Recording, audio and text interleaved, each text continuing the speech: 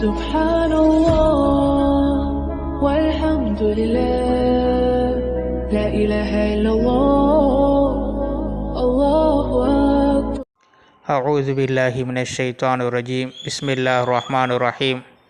எல்லாம் வல்ல அல்லாஹ்வின் நல்லடியார்களே, இன்று ஈசா அலைஹிஸ்ஸலாம் அவர்கள் பிறந்த தினமாக கொண்டாடப்படுகிறது. குர்ஆனும் அவர்களுடைய பிறப்பு அற்புத பிறப்பு என்று சொல்கிறது. உலகத்தில் தந்தையின் ஒரு ஆணின் துணை இல்லாமல் பிறந்த ஒரு குழந்தை அற்புத படைப்பு என்று குர்ஆன் கூறுகிறது. அது மட்டுமல்ல, தொட்டில் குழந்தையாக இருக்கும்போதே அவர்கள் பேசினார்கள் என்றும், பிறவி குருடு, குஷ்டம் இது போன்ற மரணித்தவர்களை கூட உயிர் கொடுத்து எழுப்பக்கூடிய அல்லாஹுடைய உதவியினால், அல்லாஹுடைய உத்தரவின் பேரில் அவர்கள் எல்லா அற்புதங்களையும் செய்தார்கள் என்று குர்ஆன் குறிப்பிடுகிறது. அந்த வரிசையிலே அவர்களுக்கு அல்லாஹ் இஞ்சில் என்ற வேதத்தை கொடுத்தான். அவர்கள் தௌராத் வேதத்தை மனனமிட்டிருந்தார்கள், அதையே பின்பற்றினார்கள். இஞ்சில் வேதம் என்பது மேலதிகமாக கொடுக்கப்பட்ட சட்டத்திட்டங்கள் இல்லாத உபதேசங்களாக அது இருந்தது என்று நாம் பார்க்கிறோம்.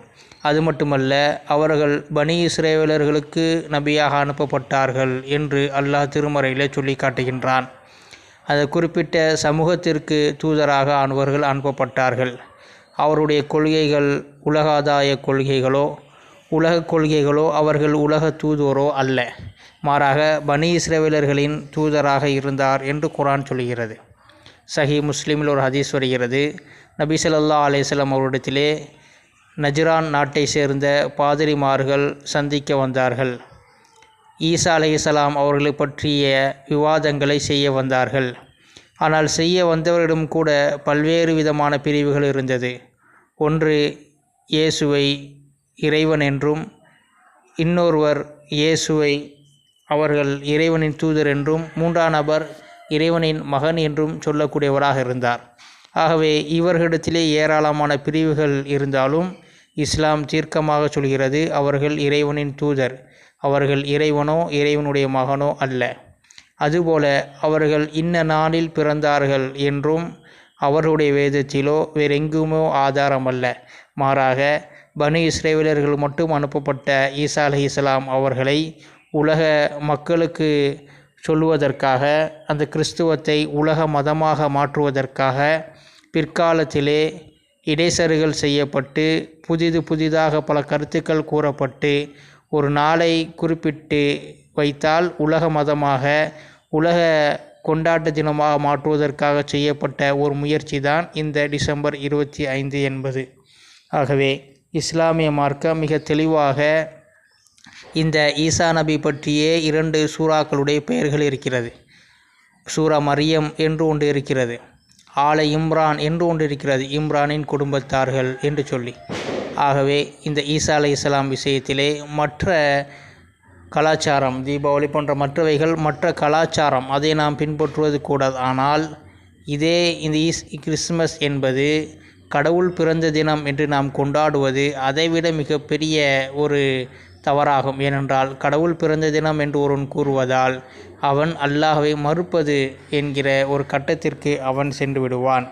ஈசா அலைஹிஸ்ஸலாம் அவர்கள் சிலுவையில் அறையப்படவும் இல்லை, அவர்கள் கொல்லப்படவும் இல்லை. மாறாக அவர்களை அல்லாஹ் வானளவில் உயர்த்தினான். இறுதி நாளன்று அல்லாஹ் அவர்களை இந்த உலகத்திற்கு இறக்குவான்.